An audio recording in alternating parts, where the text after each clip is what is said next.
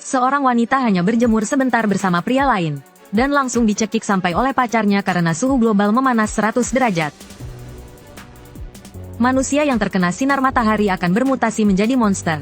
Hanya Su Chen yang bisa bergerak bebas. Ternyata dia kembali dari masa depan ke masa kini. Dia tahu setelah gelombang panas akan ada banjir besar. Selama 24 jam, suhu akan turun ke tingkat normal. Memanfaatkan waktu tersebut, dia mengemudi menuju universitas terdekat. Begitu masuk, dia bertemu dua penjara tapi diancam oleh orang-orang yang selamat di dalam. Mereka mengancamnya untuk menyerahkan semua barangnya. Dia mengeluarkan kaki ayam dari sakunya. Dia melempar barang itu ke tanah. Para penyintas yang sudah 4 hingga 5 hari tidak makan, bergegas berebut makanan. Namun, Su Chen hanya mengerjai mereka tangan menggerakkan joran. Ayam goreng itu kembali ke tangannya. Dia mengangkat senjatanya, mengirim 3 orang itu ke akhirat. Setelah insiden kecil itu selesai, dia segera menuju laboratorium ular di lantai 3. Karena lama tidak diberi makan, hampir semua ular di dalamnya. Namun ada yang sudah mulai bermutasi. Itulah target Su Chen kali ini.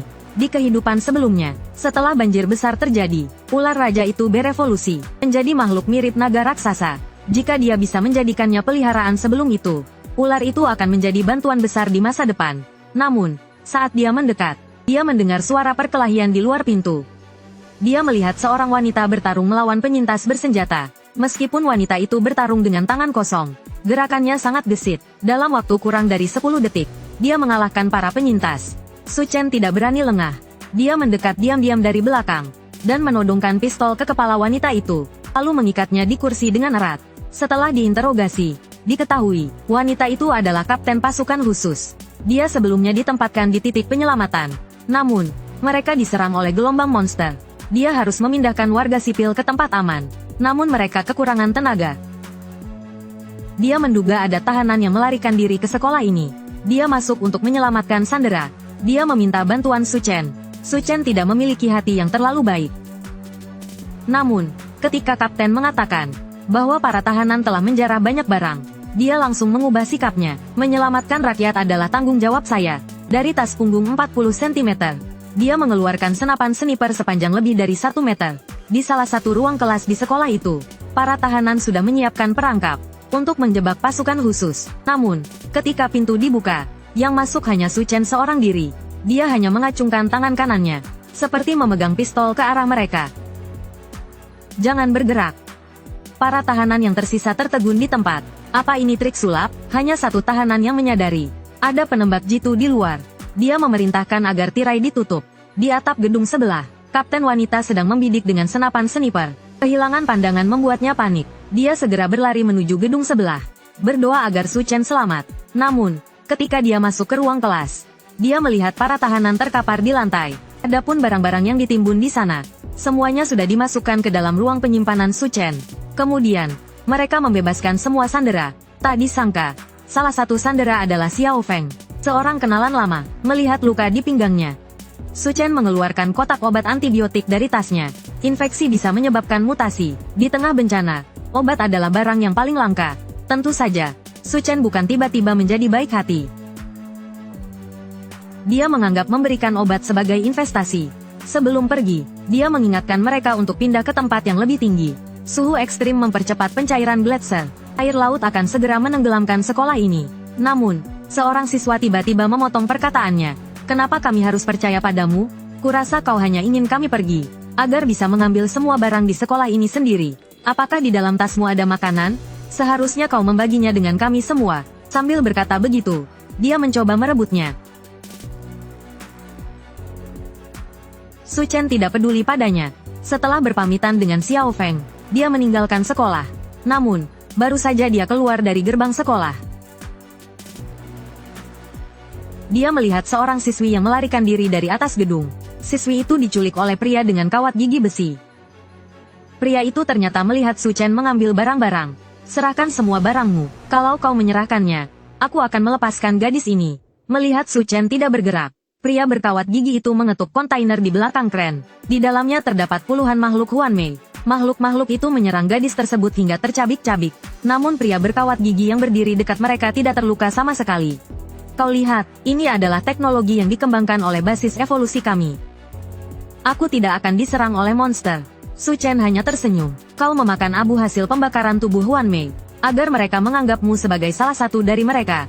Itu kau sebut teknologi? Pria berkawat gigi itu tampaknya tidak tahu rahasia ini. Dia langsung merasa mual dan muntah.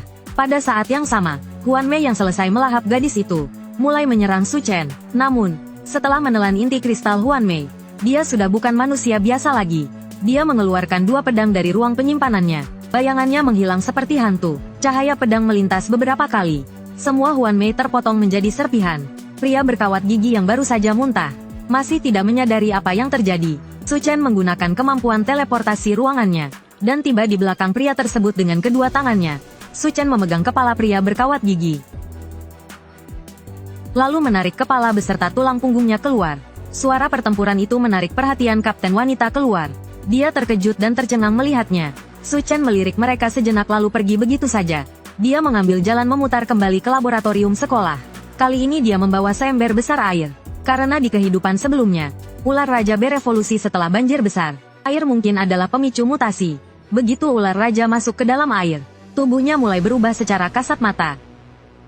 Sayap mulai tumbuh di punggungnya. Namun, karena hanya ada satu ember air, ukuran tubuhnya jauh lebih kecil dibandingkan sebelumnya. Setelah selesai bermutasi, ia mencoba melarikan diri melalui jendela. Su Chen mengeluarkan pisau dari ruang penyimpanannya dan mengejar. Namun, dia meremehkan kekerasan sisik ular itu. Pisau yang digunakan langsung patah menjadi dua bagian. Aku akan memberimu satu kesempatan lagi. Pilih. Ular raja memberikan jawabannya dengan tindakan. Ia melilit tubuh Su Chen erat-erat, lalu membuka rahangnya dan mencoba menggigit. Namun, Su Chen hanya menggunakan sedikit tenaga untuk melepaskan diri. Dia memegang kepala ular raja dengan satu tangan, lalu melemparkannya dengan kuat.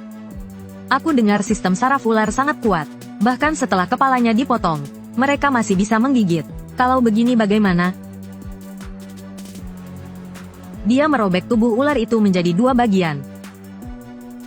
Kalau aku memakannya, aku bisa mendapatkan sebagian kekuatan ular raja.